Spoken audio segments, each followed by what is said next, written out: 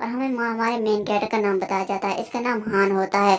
और वह कहने लग जाता है कि क्या मेरी माँ को बोन कैंसर है।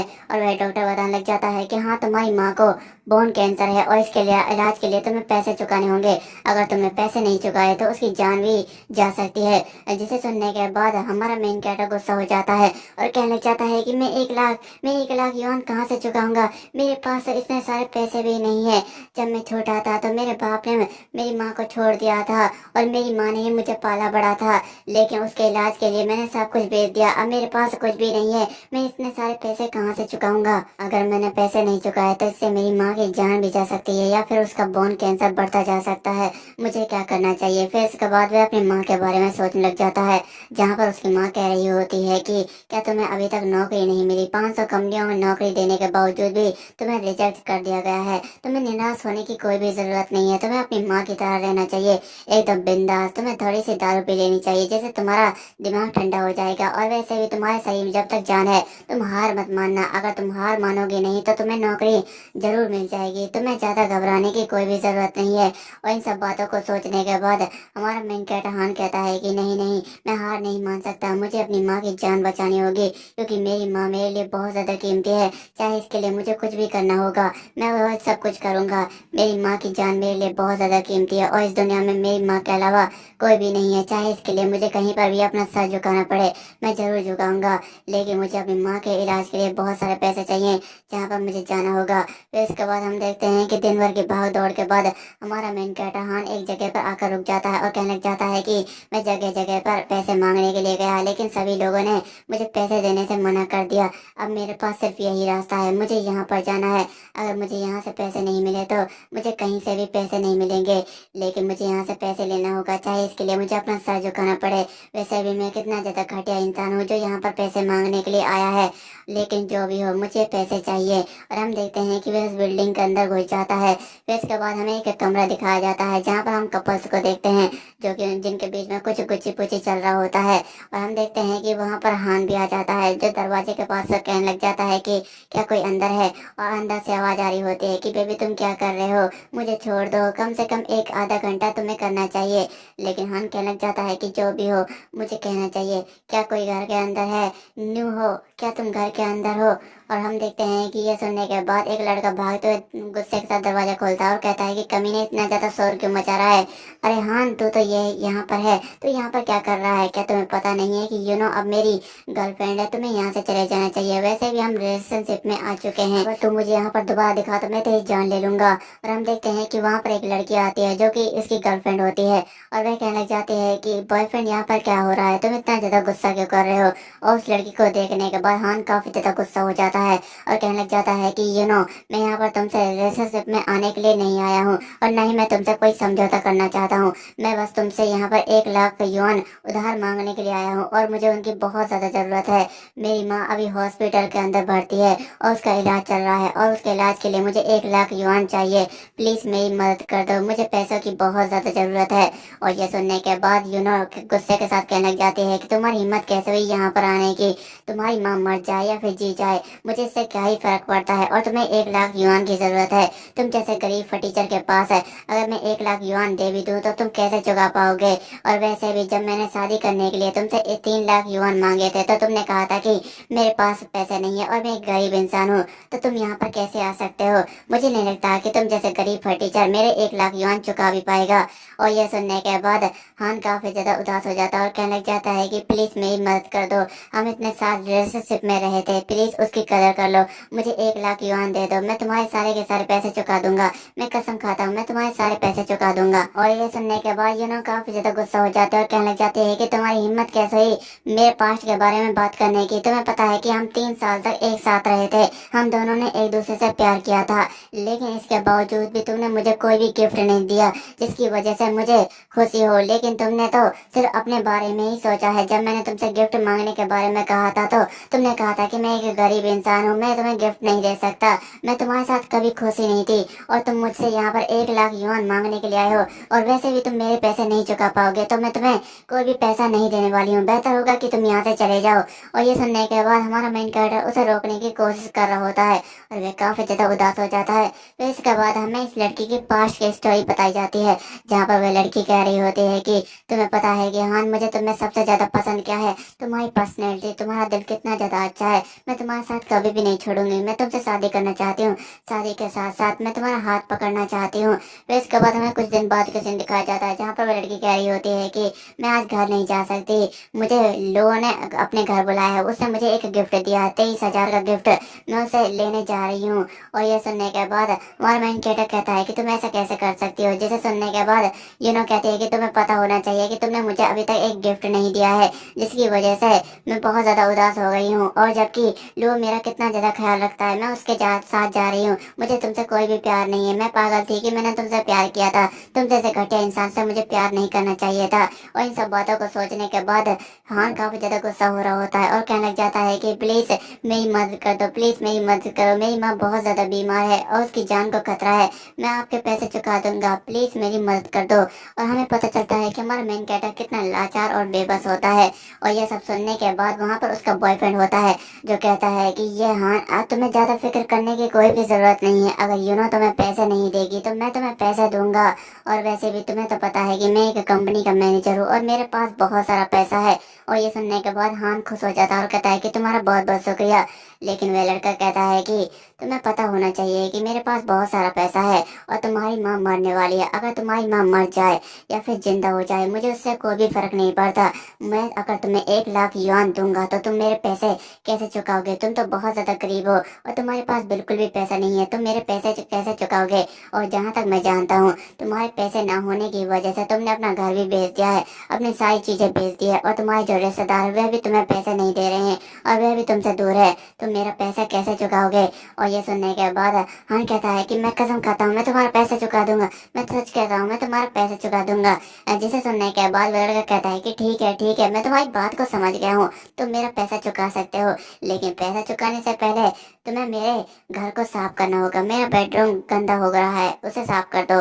और ये सुनने के बाद हन कहता है कि ठीक है, मैं अभी उसे साफ करता हूँ। और हम देखते हैं कि हमें उस लड़की के बेडरूम को दिखाया जाता है, जहाँ पर उन दोनों ने गुच्ची मुच्ची किया होता है, जिसे देखने के बाद हन काफी ज्यादा गुस्सा हो जाता है। लेकिन हम देखते हैं कि वह उस कमरे की साफ सफाई कर रहा होता है और वह दोनों जीएफ पीएफ उसे हंसते हुए देख रहे होते हैं। और हम देखते हैं कि हान ने उन्हें साफ कर दिया होता है और वह कहने जाता है कि ठीक है, मैंने तुम्हारा बेडरूम साफ कर दिया है, अब मुझे 1 लाख युआन उधार दे दो। और ये सुनने के बाद वह लड़का कहता है कि अरे हाँ, तुमने तो साफ कर दिया, सच में तुम काफी ज्यादा अच्छे हो, चलो अब इसे मेरे लिए खा जाओ। और ये सुनने के बाद हान गुस्सा हो जाता है और कहता है कि तुम्हारी हिम्मत कैसे है मुझसे ये कहने की, अगर तुम्हें मुझे पैसे उधार नहीं देने हैं तो मत दो, लेकिन तुम अपनी हाथ से बाहर निकल रहे हो। और ये सुनने के बाद लड़का गुस्सा हो जाता है और एक जोरदार मुक्का हान के मुंह पर दे मारता है और कहता है कि तुम्हारी हिम्मत कैसे है मुझसे ये सब कहने की, तुम जैसे गरीब फटीचर मुझसे ये सब कैसे कह सकते हो। तुम्हें तो पता है कि मैं अगर तुम्हें 1 लाख युआन दूंगा तो तुम मेरे पैसे नहीं चुका पाओगे, भला मैं तुम्हें 1 लाख युआन क्यों दूं, तुम्हें तो मेरे हाथों से पिटना चाहिए। और वैसे भी तुमने बहुत सारी चीजों में मुझे नुकसान पहुंचाया है, मैं उन सब का बदला तुमसे लेना चाहता हूँ, मैं तो तुम्हें यहाँ पर बेइज्जती करने के लिए बुलाया था, मैं तुम्हें 1 लाख युआन नहीं दूंगा। और हम देखते हैं कि वह उसे एक लात मार रहा होता है, लेकिन अचानक से उस लड़के की नजर बाहर की तरफ जाती है, जहाँ पर कोई उड़ रहा होता है। और ये देखने के बाद वह हैरान हो जाता है और कहता है कि ये विंडो के बाहर क्या है। और हम देखते हैं कि ये एक लड़की होती है जो बाहर उछल रही होती है। और हम देखते हैं कि अचानक से वह बड़ी तेजी के साथ उस लड़के को एक जोरदार लात मार देती है और वहां पर आकर खड़ी हो जाती है, जिसे देखने के बाद हान काफी ज्यादा हैरान हो जाता है और कहना चाहता है कि तुम कौन हो और तुमने मेरी जान क्यों बचाई। और वह अपने मन में कहना चाहता है कि यह लड़की तो बहुत ज्यादा खूबसूरत है, लेकिन मैंने तो इसे उड़ते हुए देखा था। और हम देखते हैं कि लुओ भी काफी ज्यादा हैरान हो चुका होता है और कहता है कि तुम कौन हो, और अपने मन में कहना चाहता है कि ये लड़की कौन है। जहाँ तक मुझे याद है इसके पास जादुई ताकतें हैं। और हम देखते हैं कि अचानक से उसके पीछे एक आदमी आ जाता है, जो कहना चाहता है कि तुम्हें इस बारे में ज्यादा सोचने की कोई भी जरूरत नहीं है, तुम्हें वे सवाल नहीं करने चाहिए जिसके जवाब तुम्हें जानने की कोई भी जरूरत नहीं है। और हम देखते हैं कि इसके पास भी थोड़ी बहुत मानव पावर होती है और वह उस लड़के को छूता है और बड़ी तेजी के साथ उसे पीछे की ओर धकेल देता है और आगे बढ़ने लग जाता है, जिसे देखने के बाद काफी ज्यादा गुस्सा हो जाते हैं और कहते हैं कि हे अंकल, तुम लोग कौन हो और यहाँ पर क्यों आए हो? तुम मेरे घर से अभी बाहर निकलो, नहीं तो मैं पुलिस को बुला लूंगी। और ये सुनने के बाद वह आदमी कहता है कि क्या कहा, पुलिस को बुला लोगी? जरा इसके बारे में गौर करो। और ये सुनने के बाद यूनो भी डर जाती है और उसका बीएफ डरते हुए कहने जाता है कि चुप रहो यूनो, मुझे नहीं लगता है कि ये कोई मामूली इंसान है, ये बहुत ज्यादा ताकतवर है और इसके पास कुछ जादुई ताकतें भी हैं। और उन दोनों को देखने के बाद हन कहता है कि तुम लोग कौन हो और यहाँ पर क्यों आए हो? जिसे सुनने के बाद वह आदमी कहता है कि ये लो, मुझे पता है कि तुम किस सिचुएशन से गुजर रहे हो, इसलिए मैं तुम्हें ये पैसा देना चाहता हूँ। तुम्हें पैसों की जरूरत है ना? इसके अंदर 1 लाख युआन से भी ज्यादा पैसा है। तुम इन पैसों को रख सकते हो और अपनी माँ का इलाज करा सकते हो। और उन पैसों को देखने के बाद हान काफी ज्यादा खुश हो जाता है और कहता है कि अंकल जी आपका बहुत बहुत शुक्रिया। ये तो 1 लाख युआन से भी ज्यादा है, लेकिन मुझे तो 1 लाख युआन चाहिए थे। तुम्हारा बहुत बहुत शुक्रिया, मैं आपके सारे पैसे चुका दूंगा। जिसे सुनने के बाद वह बंदा कहता है कि क्या कहा अंकल? पूरी राजधानी और शाही परिवार के अंदर मुझे किसी ने भी अंकल नहीं कहा था, लेकिन तुम मुझे अंकल कह रहे हो। और ये सुनने के बाद लड़की भी हंसने लग जाती है और वह आदमी कहने लग जाता है कि नहीं, तुम्हें पैसे चुकाने की कोई भी जरूरत नहीं है, तुम ये सारे के सारे पैसे रख सकते हो। और इतने सारे पैसों को फ्री में देने की वजह से वह बीएफ और जेफ काफी ज्यादा हैरान हो जाते हैं और कहने लग जाते हैं कि अंकल जी तुम ये सब क्या कर रहे हो? तुमने इतने सारे पैसे इसे क्यों दे रहे हो? ये गरीब फटीचर, इसकी औकात नहीं है इतने सारे पैसों की। तुम ऐसा कैसे कर सकते हो? इसकी कोई औकात नहीं है, तुम इसे ऐसे पैसे कैसे दे सकते हो? जिसे सुनने के बाद वह आदमी काफी ज्यादा गुस्सा हो जाता है और कहने लग जाता है कि क्या तुम लोग अब मुझे सिखाओगे कि मुझे क्या करना चाहिए? जिसे सुनने के बाद वह दोनों काफी ज्यादा डर जाते हैं और वह लड़की कहने लग जाती है कि मिस्टर हान, मैं आपसे कुछ बाहर चलकर बातें करना चाहती हूँ, इस बारे में मुझे कुछ बातें करनी है। और ये सुनने के बाद हान भी थोड़ा सा चौंक जाता है और अपने मन में कहने लग जाता है कि मुझे पता है कि ये सारे के सारे पैसे मुझे ऐसे ही नहीं दिए गए हैं, मुझे इसके लिए कुछ ना कुछ करना होगा, लेकिन चाहे मुझे अपनी माँ के लिए कुछ भी करना पड़े मैं वह जरूर करूंगा। और हम देखते हैं कि वह सब वहाँ से चले जाते हैं और इन सबको देखने के बाद उन दोनों को राहत मिलती है। और वह लड़का गुस्से के साथ कहने लग जाता है कि यह कमीना, एक घटिया इंसान हान, इसे इतने सारे पैसे कैसे मिल गए? तुम्हें तो पता है कि ये तुमसे काफी ज्यादा प्यार करता है, क्या ये तुम्हें दोबारा से पैसे नहीं दे सकता? मैं चाहता हूँ कि तुम इससे सारे के सारे पैसे छीन लो, इसके पास एक भी पैसा नहीं बचना चाहिए। अच्छी से सुनने के बाद वह लड़की कहने लग जाती है कि तुम इसके बारे में फिक्र मत करो, मुझे पता है कि हान की कमजोरी क्या है, मैं उससे सारा का सारा पैसा छीन लूंगी, क्योंकि वह पैसा अब हमारा है। उस जैसे घटिया इंसान के पास इतना सारा पैसा नहीं होना चाहिए। फिर इसके बाद हमें गाड़ी का सीन दिखाया जाता है और हम देखते हैं कि वह दोनों गाड़ी के अंदर बैठे हुए होते हैं, जहाँ पर हान उस आदमी से कहता है कि तुम कौन हो और यहाँ पर क्यों आए हो और तुमने मुझे इतना सारा पैसा क्यों दिया है? जिसे सुनने के बाद वह आदमी कहता है कि तुम इस बारे में फिक्र मत करो, मेरा नाम सू है और मैं ये फैमिली से आया हूँ। मैं उस फैमिली का एक छोटा सा हेड हूँ जो कि राजधानी की शाही फैमिली है, लेकिन मैं यहाँ पर तुम्हें पैसा देने नहीं बल्कि कुछ और देने आया हूँ। मैं तुम्हें पैसों के साथ साथ इज्जत भी देना चाहता हूँ, जरा इसे तो पढ़ो। और ये सुनने के बाद हान थोड़ा सा चौंक जाता है और कहता है कि पैसों के साथ साथ इज्जत भी देना चाहता है, इसका क्या मतलब है? क्या ये कोई मुझसे गलत काम करवाने वाला है? और जैसे ही हान उस लेटर को पढ़ता है वह काफी ज्यादा हैरान हो जाता है और कहने लग जाता है कि यह सब क्या है, ऐसा कैसे हो सकता है? और वह आदमी बताने लग जाता है कि ये फैमिली राजधानी की सबसे बड़ी फैमिली है, जिसके पास बहुत सारा पैसा, अरबों खरबों की जायदाद संपत्ति है, न जाने कितनी सारी कंपनियां, कितने ज्यादा 5 स्टार होटल्स मौजूद है। लेकिन 1 महीने पहले ये फैमिली का इकलौता उत्तराधिकारी मारा गया एक हादसे की वजह से, जिसकी वजह से बहुत ज्यादा प्रॉब्लम खड़ी हो गई है। अगर ये न्यूज बाहर आएगी ये फैमिली का उत्तराधिकारी मारा गया है तो इसकी वजह से बहुत बड़ी प्रॉब्लम खड़ी हो जाएगी और यह फैमिली धीरे धीरे से डूबती जाएगी और वह पूरी तरीके से बेकार हो जाएगी। इसलिए मैं तुम्हारे पास आया हूँ क्योंकि हमारी ये फैमिली के उत्तराधिकारी की शक्ल तुमसे मैच खाती है और मैं तुम्हें इतना सारा पैसा इसलिए दिया हूँ क्योंकि तुम ये फैमिली के यंग मास्टर बन सको। और यह सुनने के बाद हान काफी ज्यादा हैरान हो जाता है और कहता है कि क्या क्या ये फैमिली का यंग मास्टर, इसका क्या मतलब है? क्या आप मुझे यंग मास्टर बनाना चाहते हैं? और वह काफी ज्यादा हैरान हो चुका होता है और उन कागजों को पढ़ने के बाद कहने लग जाता है कि अच्छा तो यह बात है, अगर मैं यंग मास्टर बन जाता हूँ तो वह सब कुछ मेरे पास होगा जो यंग मास्टर के पास था, मेरे पास बहुत सारा पैसा होगा और बहुत कुछ जो कि मैं चाहता हूँ। सच में ये तो एक कमाल का मौका है, मुझे ये मौका अपने हाथों से नहीं जाने देना चाहिए। वैसे भी मेरी लाइफ पूरी तरीके से झंड है, अगर इस मौके को मैंने अपने हाथ से जाने दिया तो ये मेरे लिए सच में बहुत ज्यादा बेकार होगा। और वह कहने लग जाता है कि वैसे क्या मैं जान सकता हूँ कि यंग मास्टर की हत्या कैसे हुई थी। और ये सुनने के बाद वह बताता है कि हाँ जरूर, यंग मास्टर की हत्या दो लोगों ने की थी। वे घर में घुस गए और उसे मार डाला। और यह सुनने के बाद हान काफी ज्यादा हैरान हो जाता है और कहता है कि क्या उसे मार डाला, किसे मार डाला, क्या मैं साइन करने के बारे में थोड़ा बहुत सोच सकता हूँ। और ये सुनने के बाद वह बंदा कहता है कि हाँ तुम जरूर सोच सकते हो, लेकिन एक बात याद रखना, अगर तुम हमारे साथ मिल जाते हो तो मैं तुम्हें आसमान की ऊंचाइयों पर पहुंचा दूंगा, लेकिन अगर तुम हमारे साथ नहीं देते हो तो मैं तुम्हें जमीन के अंदर गाड़ दूंगा। तुम्हें पता है कि तुम्हें कौन सा फैसला लेना चाहिए। और ये सुनने के बाद तो हान काफी ज्यादा डर जाता है और वह कहता है कि क्या ये लोग मुझे सच में मार डालेंगे। और वैसे भी ये सब बहुत ज्यादा बुरा है, ये फैमिली जिसका राज मुझे पता लग गया है, इसकी वजह से मेरी जान भी जा सकती है। अगर मैंने इन लोगों की बात नहीं मानी तो ये लोग मुझे सच में मार देंगे। मुझे इनकी बात माननी होगी और मुझे उस नाव के ऊपर सवार होना होगा। इसके अलावा मेरे पास कोई भी रास्ता नहीं है। और उसके चेहरे को देखने के बाद वह सू कहने लग जाता है कि मैं जानता हूँ कि तुम बहुत ज्यादा प्रॉब्लम से घिरे हुए हो और तुम्हारी लाइफ पूरी तरीके से बेकार है। अगर तुम हमारी बातों को मान लेते हो तो हम तुम्हें बहुत सारा पैसा और इज्जत देंगे। इसके अलावा तुम्हारे पास कोई भी रास्ता नहीं है, तुम्हें हमारी बात मान लेनी चाहिए। और ये सुनने के बाद हन कहता है कि हाँ ये सच कह रहा है, मेरी लाइफ बहुत ज्यादा बेकार है। मेरी लाइफ में ऐसा कुछ भी नहीं है जिसके लिए मुझे लड़ना चाहिए। ना तो मेरे पास इज्जत है और ना ही मेरे पास पैसा है, तो मुझे इन लोगों की बात मान लेनी चाहिए। और हम देखते हैं कि वह साइन करने लग जाता है, जिसे देखने के बाद सो कहता है कि तुमने बहुत ज्यादा बढ़िया किया कि तुमने ये फैसला ले लिया। अब इसकी वजह से हमारी फैमिली बच सकती है। लेकिन एक बात जिसका तुम्हें हमेशा से ध्यान रखना है, तुम्हें ये सीक्रेट कभी भी बाहर नहीं आने देना है कि तुम यंग मास्टर नहीं हो। और यह सुनने के बाद हान कहता है कि आप इसके बारे में ज्यादा चिंता मत करें, मैं ये किसी को भी नहीं बताऊंगा कि यंग मास्टर कौन था। और मैं यंग मास्टर की तरह जीने की कोशिश करूंगा। यंग मास्टर जो नहीं कर पाए मैं वो करूंगा। यंग मास्टर जिन पैसों को खर्च नहीं कर पाए मैं वो सब कुछ करूंगा। मैं वो सब कुछ करूंगा फैमिली के लिए, जो फैमिली के सफल होने में मदद करेगा। मैं सुख दुख में साथ दूंगा।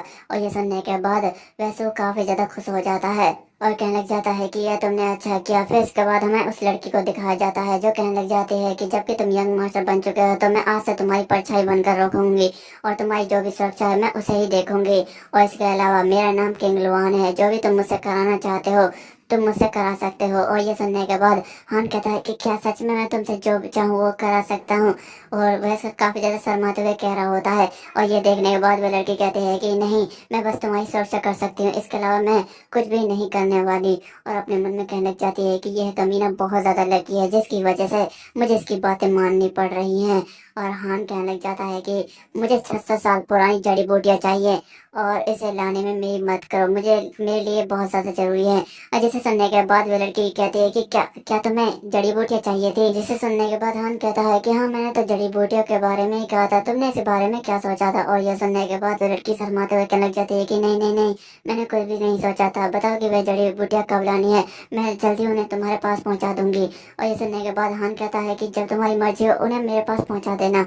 और ये सुनने के बाद लड़की कहती है कि ठीक है, मैं 1 घंटे के अंदर तुम्हारी जड़ी बूटियां तुम्हारे पास पहुंचा दूंगी। जिस सुनने के बाद हान काफी ज्यादा हैरान हो जाता है और वह कहने लग जाता है कि जहाँ पर तुम जड़ी बूटियां लाने वाली हो तुम उस जगह का नाम मुझे बता दो, क्योंकि मुझे उन जड़ी बूटियों की बहुत ज्यादा जरूरत है। और इसके अलावा ये फैमिली की पावर तो बहुत ज्यादा है। जिन जड़ी बूटियों को मैंने तुमसे मंगवाने के लिए कहा था वे कम से कम 600 साल पुरानी होनी चाहिए, क्योंकि ये बहुत ज्यादा महंगी होती है और इन्हें कोई भी खरीद नहीं सकता। मैं बहुत ज्यादा गरीब था इसलिए नहीं खरीद पाया, लेकिन अब मेरे पास पैसा है। सच में ये कमाल का दिन है। तो इसके बाद हमें 5 स्टार होटल को दिखाया जाता है, जहाँ पर हम किंग लुआन को देखते हैं जो कि किताब पढ़ रही होती है और अपने मन में कहने लग जाती है कि मैंने जब से उस लड़की को 600 साल पुरानी वह जड़ी बूटियां दी हैं वह तब से कमरे के अंदर बंद करके अपने आप को बैठ गया है। मुझे नहीं पता कि वह उन जड़ी बूटियों के साथ क्या करना चाहता है, लेकिन जहाँ तक मैं जानती हूँ वह जड़ी बूटियां जहरीली नहीं थी, जिसकी वजह से उसकी जान जाने का कोई भी खतरा नहीं है। और वैसे भी मैंने उसकी जान बचाने की जिम्मेदारी ली है, अब उसे कुछ भी नहीं होगा। फिर इसके बाद हमें कमरे के अंदर का सीन दिखाया जाता है, जहाँ पर हान के सामने वह सारी जड़ी बूटियां रखी होती है और वह कहता है कि आखिरकार आखिरकार यह मुझे मिली गई। वैसे तो ये फैमिली बहुत ज्यादा ताकतवर है और उसने मेरे बारे में बहुत ज्यादा छानबीन की है, लेकिन शायद वह मेरे सही के सीक्रेट के बारे में कुछ भी नहीं जानती। शायद उन लोगों को पता नहीं है कि मेरे अंदर क्या मौजूद है। और वैसे भी जिस गोल को मैं पाना चाहता था वह आखिरकार मुझे मिल ही गया, जिसकी वजह से मैं और भी ज्यादा ताकतवर बन जाऊंगा। मेरे अंदर जो स्पिरिचुअल पावर मौजूद है मैं उसे इकट्ठा करके सक्रिय कर सकता हूँ, जो मेरे मास्टर ने मुझे दी थी। फिर इसके बाद हमें हान के मास्टर को दिखाया जाता है, जहाँ पर हान उससे पूछ रहा होता है कि मास्टर, सभी लोग कहते हैं कि आप बहुत ज्यादा ताकतवर हैं, आप बड़ी आसानी के साथ किसी को भी ठीक कर सकते हैं, क्या ये सच है मास्टर? क्या आप मुझे ये सब सिखा सकते हैं? जिसे सुनने के बाद उसका मास्टर कहता है कि हाँ बेटे, मैं तुम्हें जरूर सिखाऊंगा, लेकिन अभी इसका समय नहीं आया है। और ये सुनने के बाद हान कहता है कि ये समय कब आएगा? जिसे सुनने के बाद उसका मास्टर कहता है कि जल्दी आएगा, जल्दी आ जाएगा। फिर इसके बाद उसका मास्टर बीमार हो जाता है और हान रोते हुए कहने लग जाता है कि मास्टर, क्या आप मरने वाले हैं? और उसका मास्टर मरते हुए कहने लग जाता है कि हान, अपने हाथ को आगे लाओ। और वह उसके हाथ के अंदर स्पिरिचुअल पावर डालने लग जाता है और उससे कहने लग जाता है कि शायद तुम्हें पता नहीं है कि मैंने इस दुनिया से एक राज छुपा कर रखा है। मेरे अंदर एक स्पिरिचुअल पावर मौजूद है, जिसकी मदद से मैं किसी को भी बड़ी आसानी के साथ ठीक कर सकता हूँ। और ये सारी की सारी पावर्स मैं तुम्हारे अंदर डाल रहा हूँ, लेकिन इन्हें सक्रिय करने के लिए तुम्हें कम से कम 100 साल से पुरानी वाली जड़ी बूटियाँ खानी होगी, तभी जाकर तुम इस पावर को जगा सकते हो। लेकिन अगर तुम इन्हें जगाने में कामयाब ना हो सके तो यह पावर तुम्हारे लिए बेकार है और तुम कभी भी कुछ नहीं कर पाओगे। इसे जगाने के लिए तुम्हें बहुत ज्यादा मेहनत करनी है। मैं जानता हूँ कि तुम ये जरूर कर लोगे। और ये सुनने के बाद हान कहने लग जाता है कि आखिरकार आखिरकार वह समय आ गया है जब मैं अपनी स्पिरिचुअल पावर को जगाने वाला हूँ। इसकी मदद से मैं और भी ज्यादा ताकतवर बन जाऊंगा। वैसे तो मैं इन जड़ी बूटियों को गरीब रहते हुए कभी भी खरीद नहीं पाया, लेकिन जबकि मैं एक यंग मास्टर बन चुका हूँ और एक शक्तिशाली परिवार का हिस्सा बन चुका हूँ, तो मैं इन जड़ी बूटियों को बड़ी आसानी के साथ हासिल कर सकता हूँ और इन्हें खा सकता हूँ। और हम देखते हैं कि हान उन जड़ी बूटियों को अपने शरीर के अंदर समारा होता है और वह जड़ी बूटियां भी उसके अंदर जा रही होती हैं। लेकिन थोड़ी देर बाद हम देखते हैं कि हान को कुछ भी महसूस नहीं होता और वह कहता है कि क्या इन जड़ी बूटियों ने काम नहीं किया? मुझे कोई भी स्पेशल पावर महसूस नहीं हो रही है। पर हम देखते हैं कि वह जड़ी बूटियां धीरे धीरे काम स्टार्ट कर देती हैं और उसके अंदर स्पेशल पावर आ रही होती है, जिसे देखने के बाद हान काफी ज्यादा हैरान हो जाता है। पर यह स्पेशल पावर बहुत ज्यादा होती है, जिसकी वजह से हान इसे कंट्रोल नहीं कर पा रहा होता है और उसे काफी ज्यादा पेन हो रहा होता है। उसका शरीर पूरी तरीके से गर्म हो चुका होता है, जिसकी वजह से उसके कपड़े भी फट चुके होते हैं और उसकी माँ पास बाहर की ओर जा रही होती है। और उसकी आवाज सुनने के बाद वो लड़की भी थोड़ी सी चौंक जाती है और भागते हुए कहती है कि तुम यहाँ पर क्या कर रहे हो? लेकिन जैसे वे हान को देखती है और कहती है कि कमीने कहीं के, तुम ऐसा कैसे कर सकते हो? एक लड़की के सामने ये सब हरकतें कैसे कर सकते हो?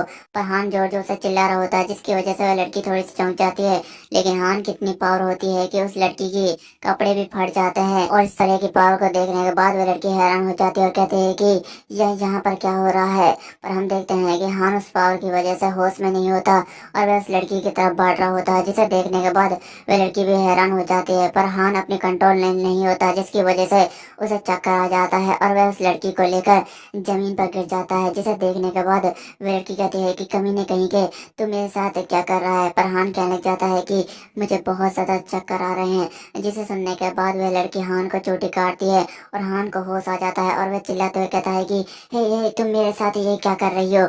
जिसे सुनने के बाद वह लड़की कहती है कि ये सवाल तो मैं भी तुमसे पूछ सकती हूँ कि तुम मेरे साथ क्या कर रहे हो।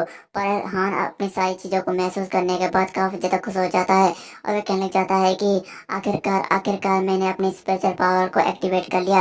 ये काफी ज्यादा कमाल की बात है, अब मैं सबसे ज्यादा ताकतवर बन जाऊंगा।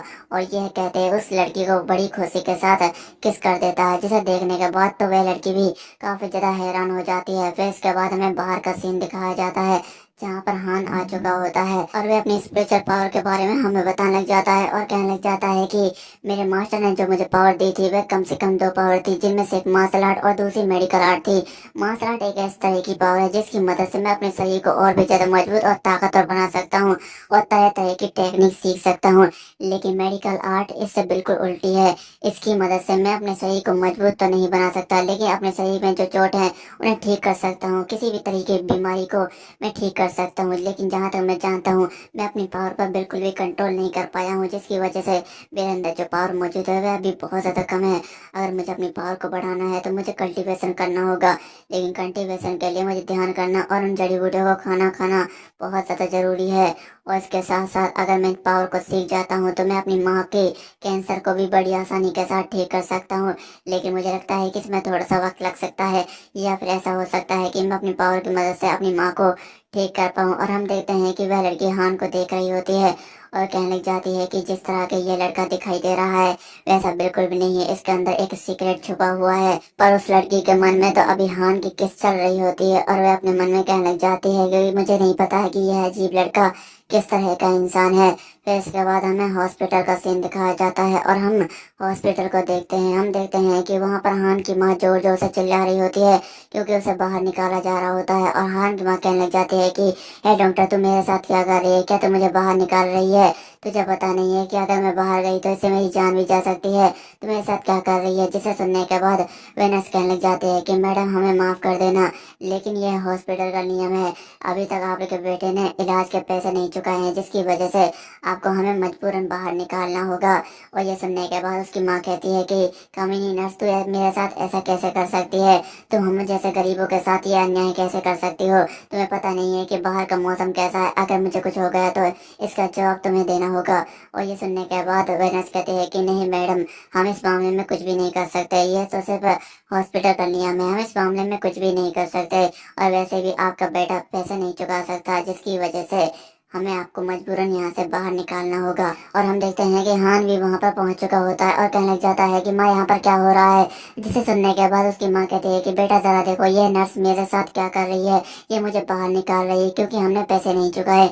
जिसे सुनने के बाद हान कहने लग जाता है कि नर्स, आप ये क्या कर रही है? क्या आपको पता नहीं है कि मेरी माँ को कैंसर है? अगर ये बाहर निकली तो इसकी तबीयत खराब हो सकती है या फिर इसकी जान को भी खतरा आ सकता है। क्या आपको इस बारे में पता नहीं था? जिसे सुनने के बाद वे नर्स कहने लग जाते हैं कि देखो सर, हम इस मामले में कुछ भी नहीं कर सकते हैं। ये तो अस्पताल का नियम है। जो भी मरीज पैसे नहीं चुका सकता, हमें उसे मजबूरन बाहर निकालना होगा। और वैसे भी बहुत सारे मरीज है जो कि हमें पैसे देना चाहते हैं और अपना इलाज करवाना चाहते हैं, तो हम आपकी माँ को यहाँ नहीं रख सकते हैं। और वैसे भी अगर आपके पास पैसे चुकाने के लिए पैसे नहीं है तो आप अपनी माँ को यहाँ पर इलाज नहीं करवा सकते। आपको किसी फ्री हॉस्पिटल के अंदर जाना चाहिए और अपनी माँ का इलाज कराना चाहिए। आप यहाँ से जा सकते हैं। और ये सुनने के बाद उसकी माँ गुस्सा हो जाती है और कहती है कि बदतमीज नर्स, तेरी हिम्मत कैसे हुई मेरे बेटे से ऐसे बात करने की? क्या तुम्हारे अंदर बात करने की तमीज नहीं है? और ये सुनने के बाद नर्स कहती है कि मुझे माफ कर देना, लेकिन आप अपना समय बर्बाद कर रहे हैं मुझसे बहस करके। आप यहाँ से जा सकते हैं। जिसे सुनने के बाद हान कहता है कि देखो, मेरे पास तुमसे बकवास करने का समय नहीं है। वैसे भी एक इंसान जो मरने वाला है, मैं उससे बात भी नहीं करना चाहता। मैंने पैसे चुका दिए हैं, तो मेरी माँ को अभी अंदर ले जाओ। और ये सुनने के बाद नर्स कहते हैं कि तो तुम मुझसे क्या कहना चाहते हो? क्या मैं मरने वाली हूँ? और ये सुनने के बाद हान जाते हुए कहने लग जाता है कि हाँ, क्या तुम्हें पता नहीं है कि तुम्हारे शरीर के अंदर बहुत सारी बीमारी मौजूद है? तुम्हारे जोड़ों में दर्द होता है, आंखों में दर्द होता है और बाल धीरे धीरे उड़ रहे हैं और तुम्हारा शरीर बहुत ज्यादा दर्द से गुजर रहा है। और जब तुम आंखें खोलती हो तो तुम्हारी आंखों के आगे अंधेरा छा जाता है और तुम्हें कुछ भी दिखाई नहीं देता है। धीरे धीरे चक्कर आना स्टार्ट हो जाते हैं। मुझे पता है कि यह किस तरह की बीमारी है। तुम कम से कम 3 महीने के अंदर या फिर हो सकता है कि 3 दिन के अंदर खत्म हो जाओ।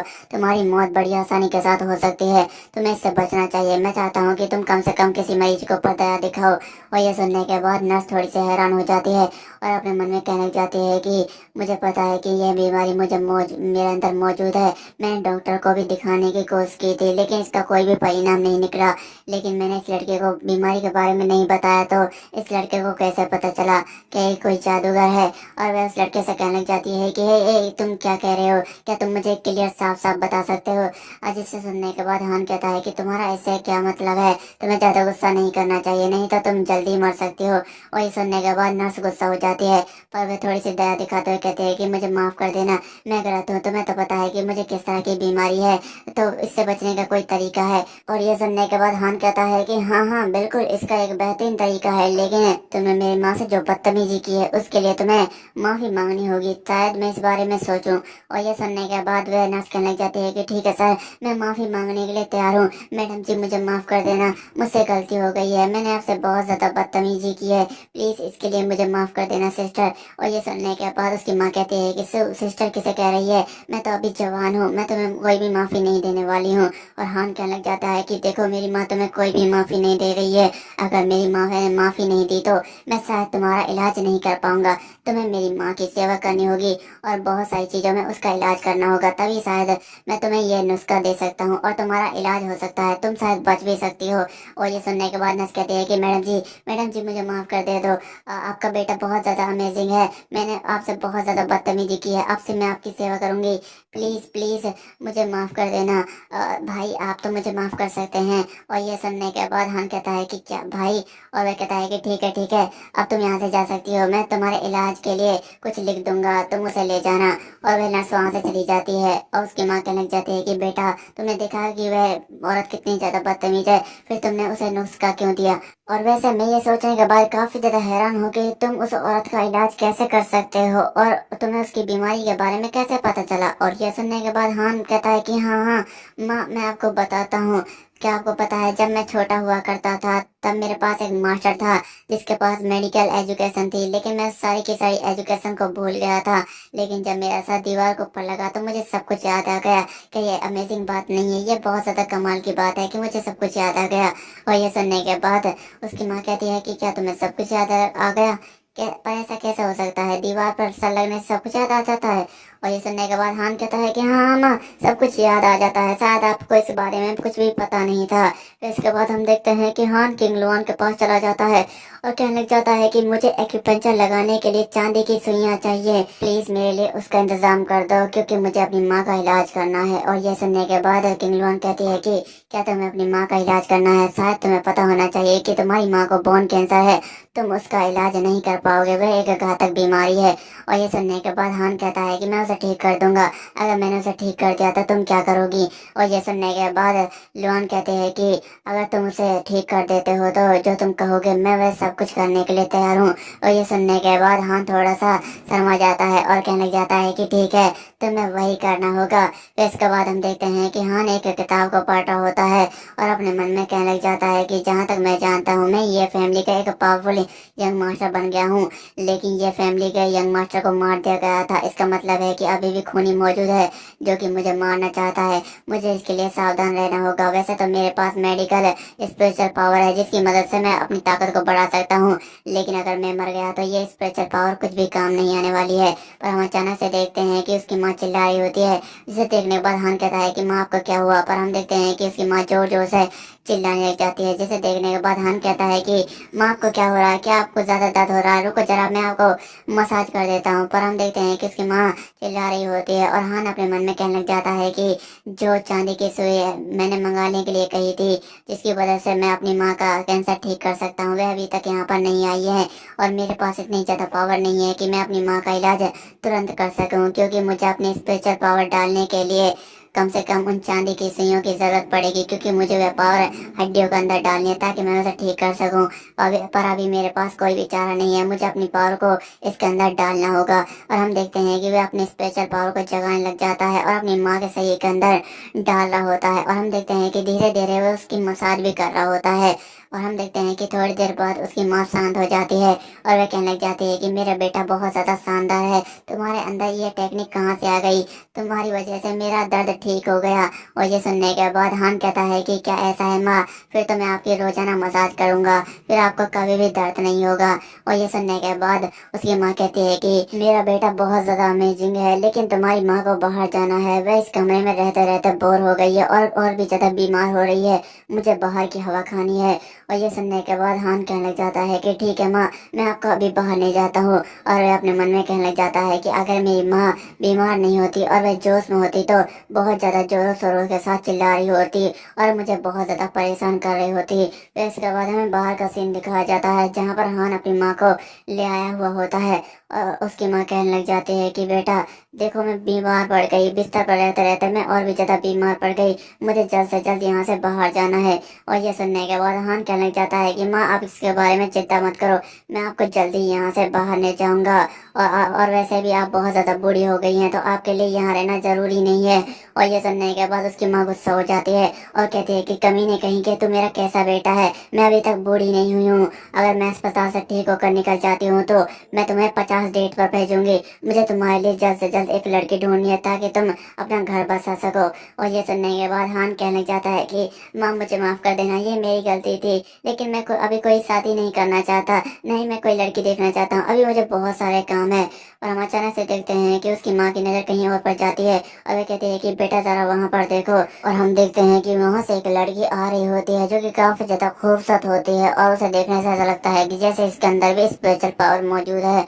और उस लड़की को देखने के बाद हान कहना चाहता है कि इसे देखने से ये बहुत ज्यादा स्ट्रांग लग रही है, इसकी आंखों में तेज है और ये बहुत ज्यादा खूबसूरत लड़की है, इसे देखने से ऐसा लगता है कि जैसे मानो ये कोई मामूली लड़की नहीं है।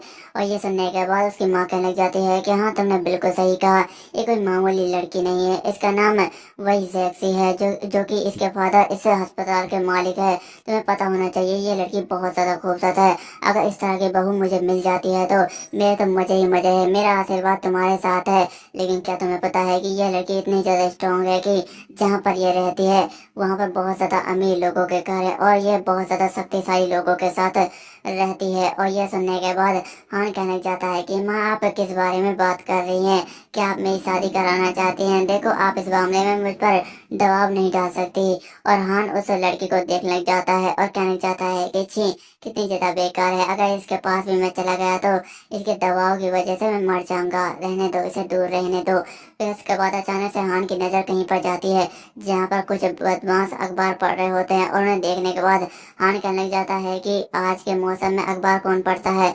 मुझे नहीं लगता है कि ये कोई अखबार पढ़ रहे हैं। इसका मतलब है कि इस लड़की की जान को खतरा है। पर हम अचानक से देखते हैं कि वह दोनों बंदे उस लड़की के बॉडीगार्ड के ऊपर हमला कर देते हैं और उसके बॉडीगार्ड एक ही हमले के अंदर ढेर हो जाते हैं। और ये देखने के बाद वह लड़की हैरान हो जाती है और कहते हैं कि तुम लोग कौन हो? और ये सुनने के बाद एक टकला हमला करते हुए कहता है कि हम चाहे जो भी हो तुम आज हमारे हाथों से मरने वाली हो। और ये सुनने के बाद वे लड़की उसके हाथों पर एक जोरदार लात मारती है और कहती है कि तुम्हें क्या लगता है कि ये इतना आसान होगा? और ये सुनने के बाद दूसरा बंदा भी हमला कर देता है और कहता है कि कोई क्या कहेंगे, तुझे क्या लगता है कि मार्शल आर्ट आने से तो हमसे बच सकती है?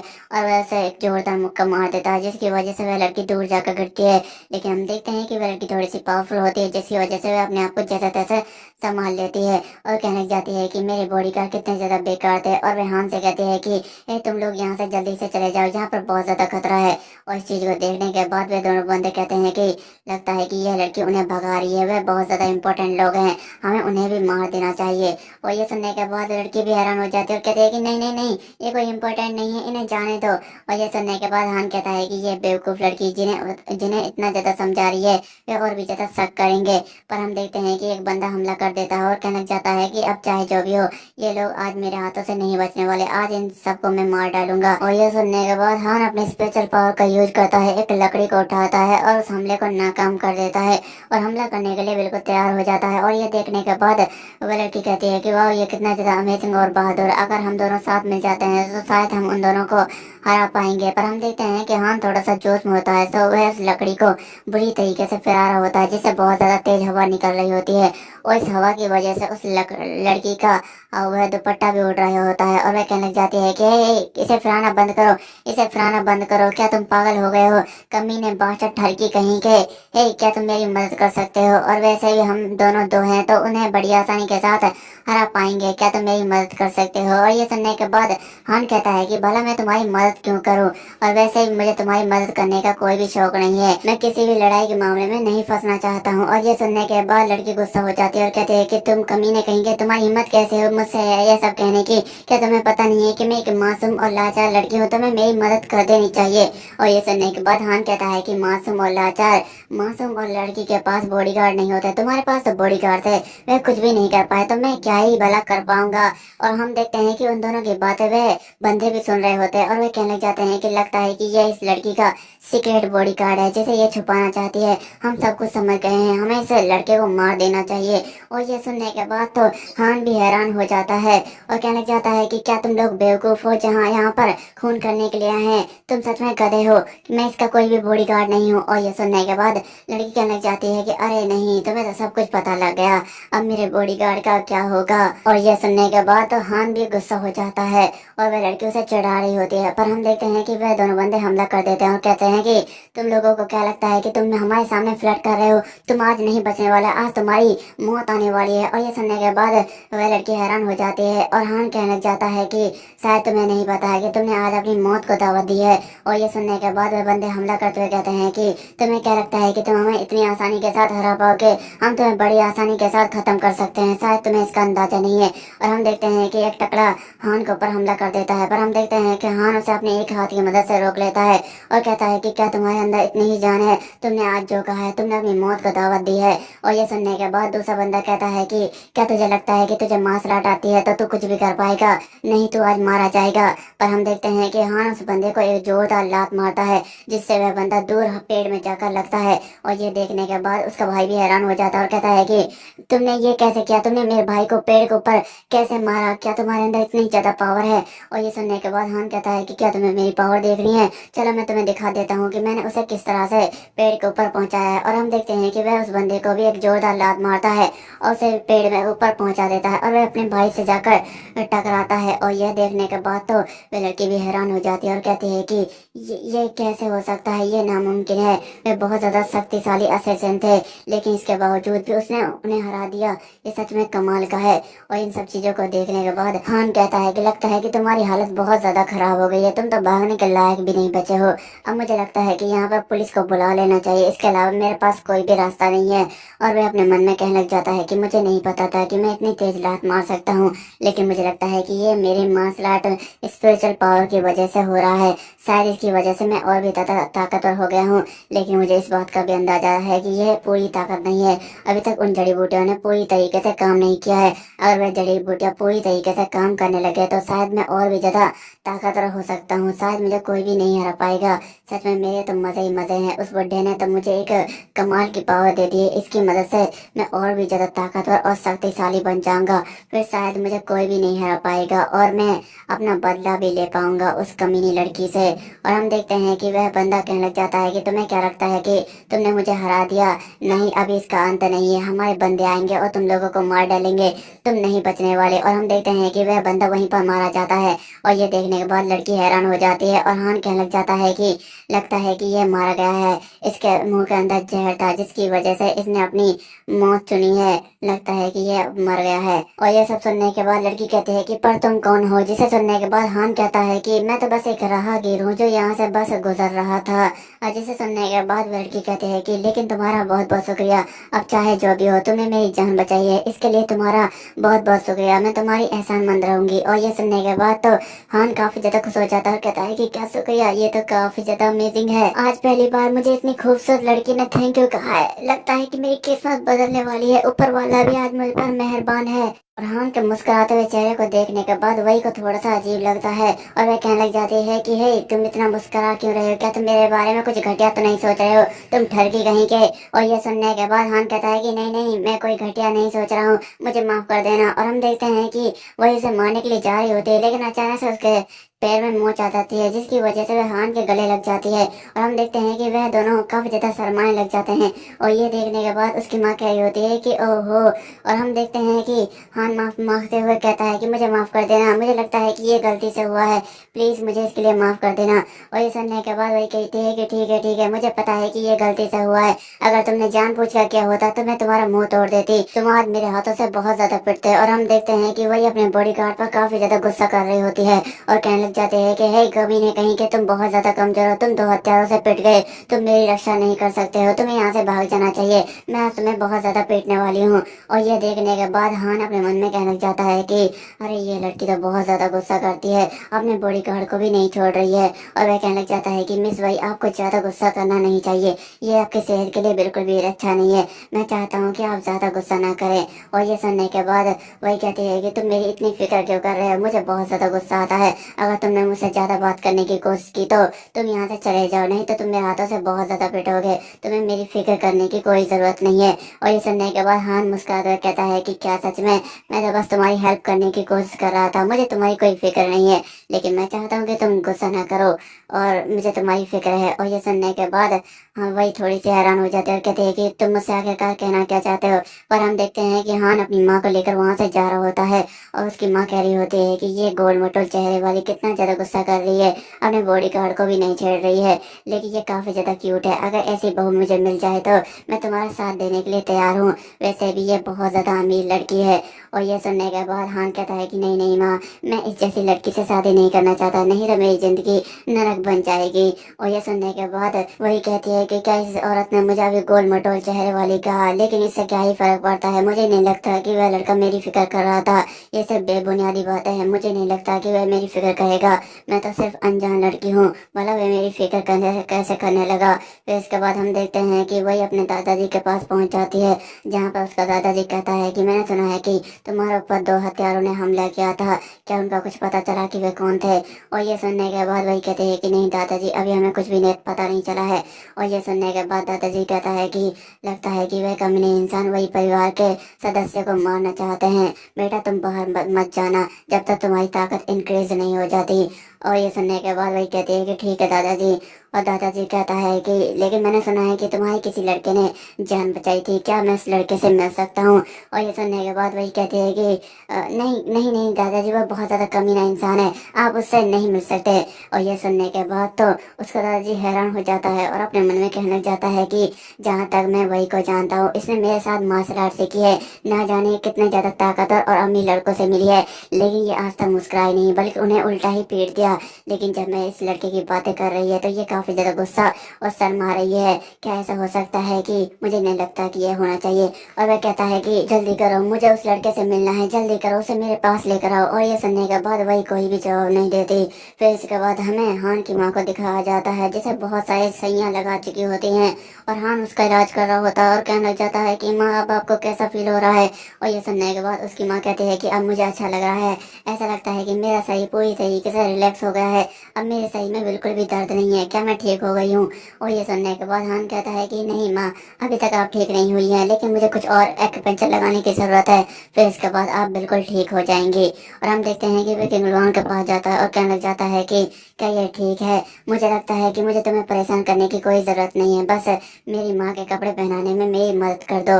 और ये सुनने के बाद किंगलुआन कहती है कि तुम्हें क्या लगता है कि मैं तुम्हारी बातों में आ जाऊंगी, अभी तक तुम्हारी माँ ठीक नहीं हुई है तो तुम मुझसे मांगना भी मत। और ये सुनने के बाद हान कहता है कि तुम किस बारे में बात कर रही हो, क्या मैं तुमसे कुछ मांगने वाला था, और वैसे भी डॉक्टर के बारे में तुम्हारा क्या ख्याल है, जब रिपोर्ट आ जाएगी तो तुम्हें भी पता लग जाएगा।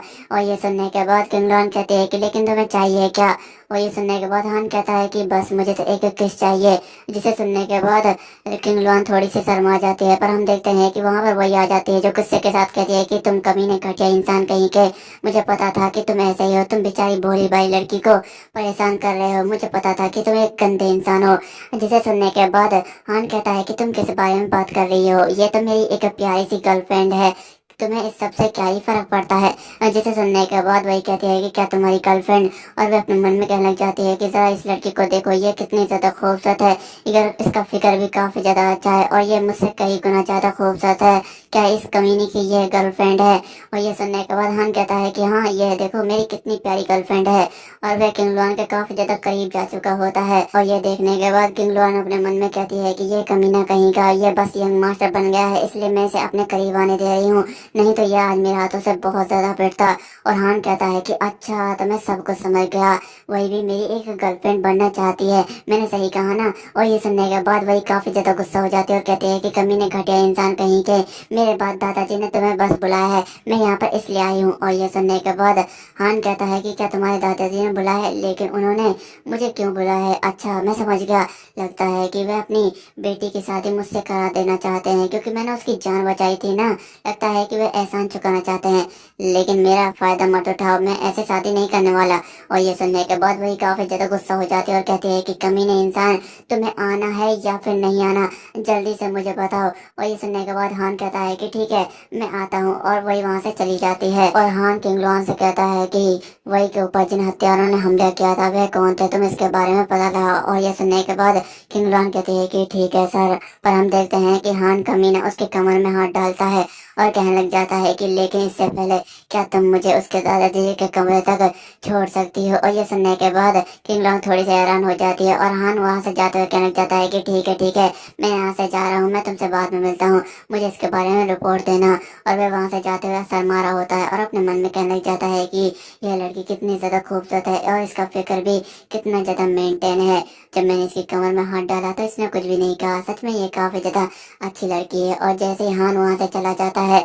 हम देखते हैं कि किंग लॉन काफी ज्यादा शर्मा जाती है और कहती है कि यह मेरे कितनी ज्यादा करीब था। फिर इसके बाद हमें एक साफ सुथरे और काफी ज्यादा शानदार कमरे को दिखाया जाता है, जिसे देखने के बाद हान कहता है कि यह कमरा भी देखने से एक 5 स्टार जैसा लगता है। पर हम देखते हैं कि वहाँ पर वही और उसके दादाजी होते हैं और वही के दादाजी कहने लग जाता है कि तुम्हारा बहुत बहुत शुक्रिया, तुमने मेरी बेटी की जान बचाई, इसके लिए तुम्हारा बहुत बहुत शुक्रिया।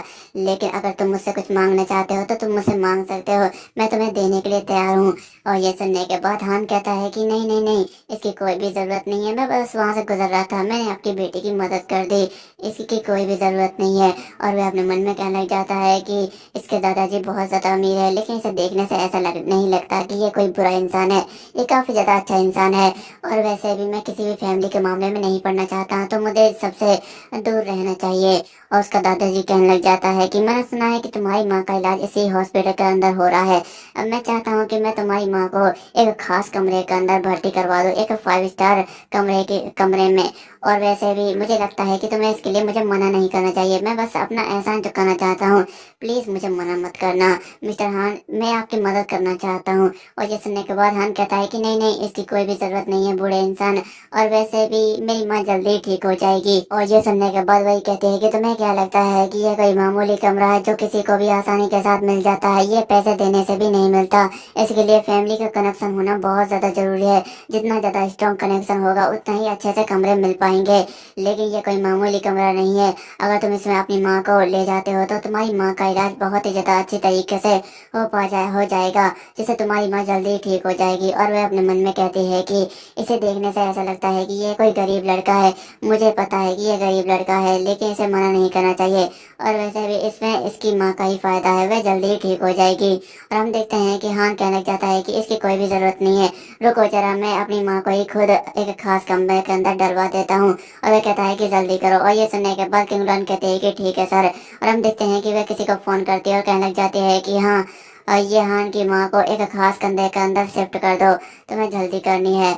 और ये सुनने के बाद वही कहती है कि तुम्हें क्या लगता है कि तुम मुझे इतनी आसानी के साथ बेवकूफ़ बना सकते हो, मुझे पता है कि इसके लिए फैमिली का कनेक्शन होना बहुत ज़्यादा ज़रूरी है। पर हम देखते हैं कि वहाँ पर मोटी नर्स आ जाती है जो कहती है कि एक्सक्यूज में सर, यहाँ फैमिली की माँ को अलग कमरे के अंदर शिफ्ट कर दिया गया है, जो कि काफ़ी ज़्यादा खास कमरा है, ये सिर्फ आपकी माँ के लिए है, और इसके अलावा आपको हमसे कोई और मदद चाहिए तो आप हमसे वो भी कह सकते हैं, आपका बहुत बहुत शुक्रिया। और ये सुनने के बाद वही भी हैरान हो जाती है और अपने मन में कहने लग जाती है कि ये कैसे हो सकता है, ये तो काफी ज्यादा गरीब लड़का लग रहा था, पर लगता है कि इसकी फैमिली बहुत ज्यादा पावरफुल और बड़ी है, इसने एक फोन किया और उसे खास तरह का कमरा मिल गया, लेकिन आखिरकार ये करना क्या चाहता है। और वह चिल्लाकर कहने लग जाती है कि तुम क्या करना चाहते हो, तुम इस तरह से मुझे नहीं पा सकते, ये सब बेकार है। और ये सुनने के बाद हान कहता है कि क्या तुम्हें लगता है कि मैं तुम्हें पाने की कोशिश कर रहा हूँ, तुम बेवकूफ बनने की कोशिश कर रही, ये सब तो मैं अपनी माँ के लिए कर रहा हूँ, जबकि तुम्हारी बातें खत्म हो चुकी है, तो मैं यहाँ से जा रहा हूँ। और ये सुनने के बाद उसका दादाजी थोड़ा सा मुस्कुरा रहा होता है और कहने लग जाता है कि रुको जरा, मुझे तुमसे कुछ अभी भी बातें करनी है। पर हम देखते हैं कि उसे खांसी आने लग जाती है, और लेकिन हम देखते हैं कि उसकी खांसी बढ़ती है और उसका ब्लड प्रेशर भी बढ़ रहा होता है, जिससे काफी ज्यादा प्रॉब्लम हो रही होती है। और ये देखने के बाद वही कहने लग जाते हैं कि दादाजी क्या आपको कोई प्रॉब्लम है, दादाजी आपको क्या हुआ है। पर हम देखते हैं कि उस कमरे के अंदर डॉक्टर आ चुके होते हैं और वही कहने लग जाते हैं कि डॉक्टर मेरे दादाजी को क्या हुआ। और ये सुनने के बाद डॉक्टर कहता है कि रुको जरा, हमें आपके दादाजी की इमरजेंसी ट्रीटमेंट करना होगा। और वही कहते हैं कि प्लीज मेरे दादाजी को बचा लीजिए। जिसे सुनने के बाद डॉक्टर कहता है कि आपको ज्यादा चिंता करने की कोई भी जरूरत नहीं है मिस वही, हम इमरजेंसी में कुछ भी करेंगे आपके दादाजी को बचाने के लिए। और यह देखने के बाद हाँ थोड़ा सा हैरान हो जाता है और अपने मन में कहने लग जाता है कि लगता है कि वही के दादाजी को काफी ज्यादा प्रॉब्लम है, लेकिन अब डॉक्टर यहाँ पर आ चुके हैं तो मुझे ज्यादा टेंशन लेने की कोई भी जरूरत नहीं है, मैं यहाँ से चलता हूँ। और वह कहता है कि चलो चलते हैं यहाँ से। और वह डॉक्टर चिल्लाने लग जाता है कि इस बूढ़े आदमी के हाथों को पकड़ो, मुझे इसे इंजेक्शन लगाना है। और हम देखते हैं कि उस बुढ़े में काफी ज्यादा जान आ चुकी होती है, वह अपनी बेटी को एक जोरदार धक्का मारता है जिससे वही दूर जगह गिरती है। और ये देखने के बाद हान काफी ज्यादा हैरान हो जाता है और कहता है कि इस 60 साल के बुढ़े के अंदर इतनी जान कहाँ से आ गई, ये काफी ज्यादा ताकतवर लग रहा है। और वह डॉक्टर कहने लग जाता है कि जल्दी करो, इसके हाथों को पकड़ो, मुझे इसे बेहोशी का इंजेक्शन लगाना है ताकि ये शांत हो जाए। और हम देखते हैं कि वह उसे बेहोशी का इंजेक्शन लगा रहा होता है और वहाँ पर हान आ जाता है, जो कहता है कि रुको जरा, तुम्हें बेहोशी का इंजेक्शन लगाने की कोई भी जरूरत नहीं है, इसकी जान को खतरा है। और ये सुनने के बाद डॉक्टर कहता है कि तुम्हारे कहने का क्या मतलब है, कैसी नॉनसेंस जैसी बातें कर रहे हो, तुम डॉक्टर हो या फिर मैं डॉक्टर हूँ। जिसे सुनने के बाद हान कहता है कि देखो मैं कोई डॉक्टर नहीं हूँ, लेकिन मुझे इसकी बीमारी के बारे में कुछ पता है, जिसकी वजह से मैं कह रहा हूँ कि तुम्हें इसे इंजेक्शन नहीं लगाना चाहिए। इस इंजेक्शन लगाने की वजह से उसकी सांसें भी रुक सकती हैं, या हो सकता है कि वह पागल भी हो जाए। तुम्हें थोड़ा सा ध्यान रखना चाहिए इस बातों का। और ये सुनने के बाद डॉक्टर कहता है कि तुम ऐसी बकवास की बातें कैसे कर सकते हो, मैं एक डॉक्टर हूँ। हे वही, क्या ये तुम्हारा दोस्त है? तुम्हें दोस्त को कहो कि यहाँ से चले जाए, ये बकवास बातें कर रहा है, इसकी वजह से मैं इलाज नहीं कर पा रहा हूँ, जिसकी वजह से तुम्हारी दादाजी को प्रॉब्लम हो सकती है। अगर तुम चाहते हो कि तुम्हारे दादाजी का इलाज ठीक तरीके से हो जाए तो अपने दोस्त को कहो यहाँ से चले जाए। और ये सुनने के बाद हान काफी ज्यादा गुस्सा कर जाता है और अपने मन में कह रहा होता है कि जरा इसके दादाजी को देखो, इसके अंदर एक इविल पावर है, जिसकी वजह से ये ऐसी हरकतें कर रहा है। अगर इसे इंजेक्शन दिया गया तो जिसकी वजह से इसकी मानव पावर डर जाएगी और ये ऐसा हो सकता है कि इसकी जान भी चली जाए या फिर ये पागल भी हो सकता है। ये बहुत ज्यादा मुश्किल होने वाला है। अगर इसे बेहोशी का इंजेक्शन दिया गया तो इसकी मानव पावर शांत हो जाएगी और इसके अंदर ही दफन हो जाएगी, जिसकी वजह से इसकी जान के जाने का बहुत ज्यादा खतरा है। लेकिन अभी के लिए मैं इस मामले में कुछ भी नहीं कर सकता। अगर मैंने कुछ किया तो मुझे पागल ठहरा दिया जाएगा। पर हम देखते हैं कि वह डॉक्टर उसे इंजेक्शन लगा रहा होता है और हान कहने लग जाता है कि इन सब बातों का कोई भी फायदा नहीं है, मेरे यहाँ रहने का कोई भी फायदा नहीं है, इससे अच्छा तो मैं यहाँ से चले जाऊँ। वैसे भी ये बकवास की बात है, मुझे लगता है कि डॉक्टर इन सब चीजों को संभाल लेगा।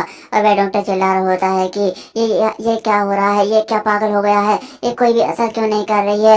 और वह नर्स कहने लग जाती है कि डॉक्टर ये क्या हो रहा है। और हम देखते हैं कि डॉक्टर अपने घुटनों के बल आ जाता है, जो कहता है कि नहीं, ये नहीं हो सकता।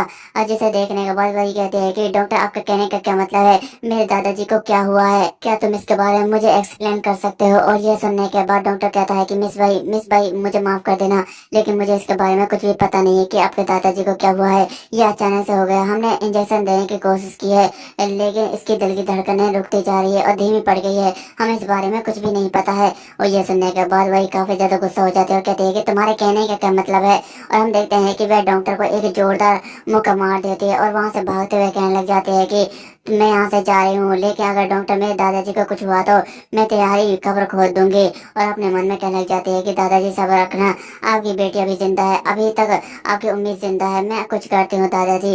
और वैसे ही मुझे लगता है कि हान को इस बीमारी के बारे में बहुत कुछ पता है। उसने कहा था कि उसे इंजेक्शन नहीं लगाना चाहिए, जिससे दादाजी की जान को जाने का खतरा है, शायद उसके इस बारे में कुछ पता है, वही मेरे दादाजी का इलाज कर सकता है। और हम देखते हैं कि वह भागते हुए हान के पास चली जाती है और कहना चाहते हैं कि मिस्टर हान प्लीज मेरे दादाजी को बचा लीजिए, प्लीज मेरे दादाजी को बचा लीजिए। और ये सुनने के बाद हान हैरान हो जाता है। फिर इसके बाद हम देखते हैं कि हान उस दादाजी का इलाज कर रहा होता है। फिर यह देखने के बाद डॉक्टर कहता है कि इसकी हार्ट बीट नॉर्मल हो रही है, इसका खून का बहना नॉर्मल हो गया है, यह जिंदा है, तुम्हारा शुक्रिया। और यह सुनने के बाद हान कहता है कि तुम्हें शुक्रिया कहने की कोई भी जरूरत नहीं है, क्योंकि ये सब तुम्हारी गलती की वजह से हुआ है। अगर तुम्हें बीमारी का इलाज करना नहीं आता है तो मत क्या करो, तुम्हें इंसान के जीवन की कीमत समझनी चाहिए। और ये सुनने के बाद वही कहती है कि तुम आज हान की वजह से बच गए, नहीं तो तुम्हें मार डालती। और ये सुनने के बाद डॉक्टर कहता है कि मिस्टर हान, मिस वही, आपका बहुत बहुत शुक्रिया, मैं अगली बार इस चीज का ध्यान रखूंगा। और हम देखते हैं कि वही अपने दादाजी को देखने के बाद कहती है कि मेरे दादाजी बहुत ज्यादा ग्रेट हैं, आप दादाजी ठीक हो जाइए। और ये सुनने के बाद हान कहने लग जाता है कि देखो ये अभी तक पूरी तरीके से ठीक नहीं है, अभी इसका इलाज बाकी है, ये अभी तक खत्म नहीं हुआ है, मैं तुम्हें कुछ दवाई दूंगा और ये 1 महीने के अंदर ठीक हो जाएगा, तुम इसके बारे में ज्यादा चिंता मत करो, तुम्हारे दादाजी बिल्कुल फिट हो जाएंगे। और ये सुनने के बाद हम मिस वही शर्माते हुए कहने लग जाते हैं कि तुमने मेरी जान बचाई, मेरे ग्रैंडफादर की जान बचाई, तुम्हारा बहुत बहुत शुक्रिया, मेरी फैमिली इस एहसान को हमेशा याद रखेगी। और ये सुनने के बाद हान कहता है कि चलो चलते हैं किंगलोहान यहाँ से। जिसे सुनने के बाद वही हैरान हो जाते हैं और कहते हैं कि रुको जरा, मैं भी आती हूँ। फिर इसके बाद हमें हान की एक्स गर्लफ्रेंड को दिखाया जाता है, जो कि हॉस्पिटल के अंदर फल फ्रूट लेकर आ चुकी होती है। और आगे क्या होने वाला है ये देखने में आपको काफी ज्यादा मजा आएगा। और इसी के साथ हमारा यह चैप्टर भी एंड हो जाता है। दोस्तों आपको यह नया मानवा कैसा लगा कमेंट में जरूर बताइए। और मैंने इसे ज्यादा से ज्यादा एक्सप्लेन करने की कोशिश की है ताकि आपको सब कुछ समझ में आ सके। अगर आपको ये शॉर्ट में समझाना है तो प्लीज मुझे इसके बारे में भी बता देना। अगर आपको वीडियो पसंद आई हो तो वीडियो को लाइक एंड शेयर, अपने चैनल सब्सक्राइब कर लीजिए। मिलते अगली वीडियो में, धन्यवाद।